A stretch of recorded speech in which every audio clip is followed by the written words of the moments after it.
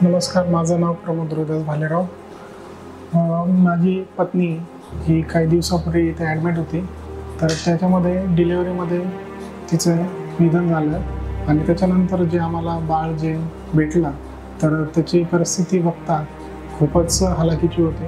त्याच्यामधून त्याला व्हेंटिलेटरवर पण ठेवलं आणि त्याच्यानंतर जर बघितलं तर त्याला श्वास घ्यायला भरपूर त्रास होत होता आणि त्याला जो खर्च लागणार आहे तो खर्च भरपूर असल्यामुळं माझी हलाखीची परिस्थिती आहे.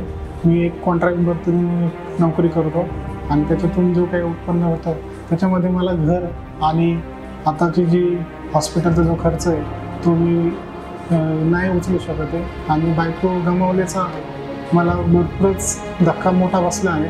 पण मला अशी इच्छा आहे की जे काही माझं मूल आहे ते आपल्या सगळ्यांच्या सहकार्याने मी वाचवू शकतो आणि त्याचं पुढं संगोपन करू शकतो. तर प्लीज सगळ्यांनी मला मदत करा. धन्यवाद.